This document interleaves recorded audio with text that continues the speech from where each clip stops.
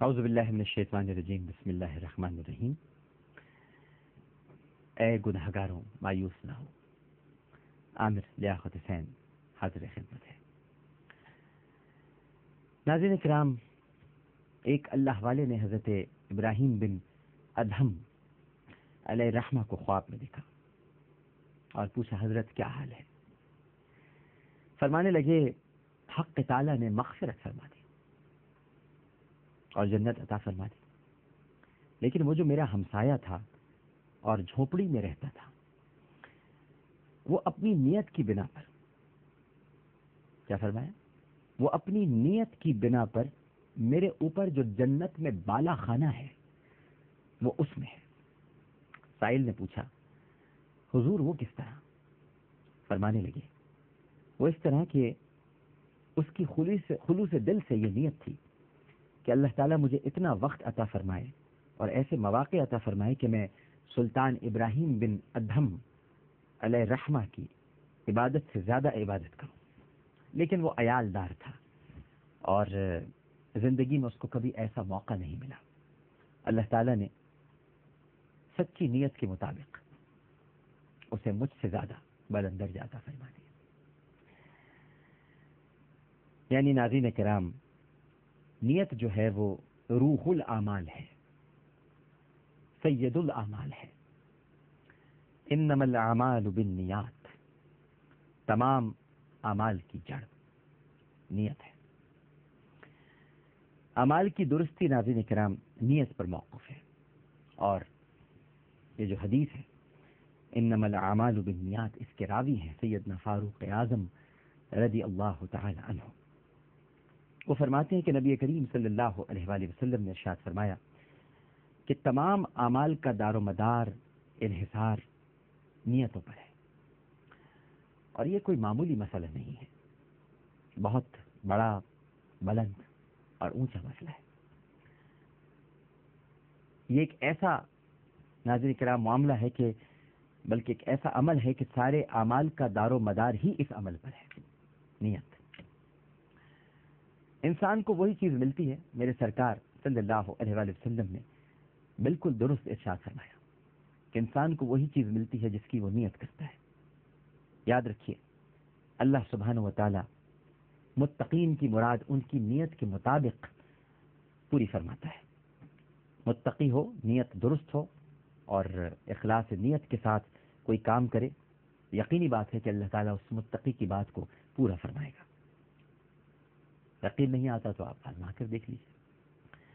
یہ بڑی بنیادی بات ہے، نیت کا اہم ہونا، نیت کو صاف رکھنا، نیت کو کبھی پراگندہ نہیں ہونا دینا۔ یہ جو میں نے آپ کو بھی تھوڑی دیر پہلے حضرت ابراہیم بن ادہم علیہ الرحمہ کی پڑوسی کی حکایت سنائی ہے، اگر آپ اس پر غور کریں تو اس میں کیا ہے؟ نیت ہی کا تو پھل ہے،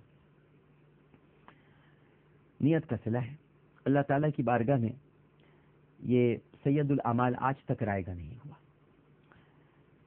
کیا عجیب مشفقانہ قانون ہے کہ اسلام میں ایک ایسا قانون بنا دیا گیا ہے کہ آدمی نیکی کا ارادہ کرتا ہے اور نیکی کیے بغیر ثواب مل جاتا ہے، گناہ کا ارادہ کرتا ہے، گناہ کی نیت کرتا ہے، لیکن اس کا اندراج نہیں ہوتا جب تک کہ گناہ نہ کر لے۔ ایسا مشفقانہ قانون کسی اور مذہب میں نہیں ہے۔ اور چلیے گناہ کر بھی لیا تو گناہ کرنے کے بعد معافی کا وقت بھی دیا جاتا ہے، توبہ کا بھی ٹائم ملتا ہے۔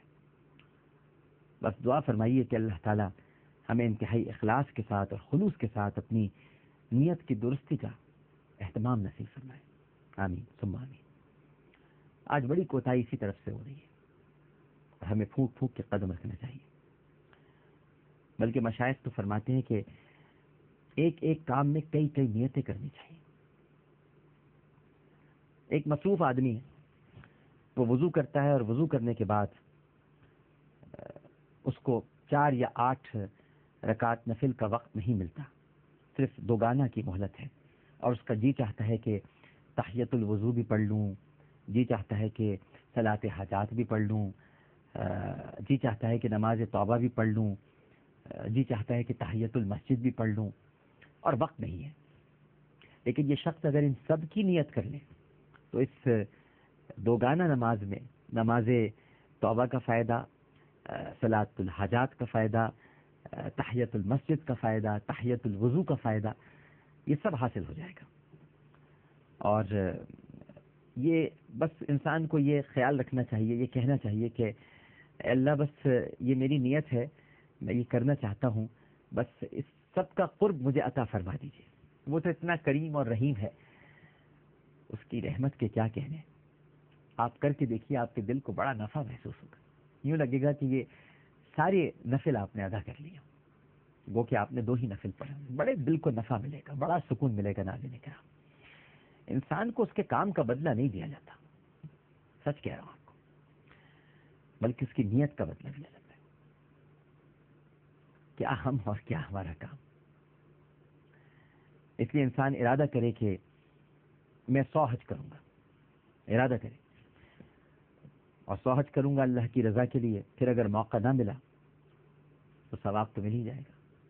پھر کہے کہ اگر 1000 عمرے کروں گا، اور اس کا پختہ ارادہ ہے، بندے کی خواہش ہے، اللہ تعالیٰ اس خواہش کو بڑا پسند فرماتا ہے، ثواب عطا فرماتا ہے.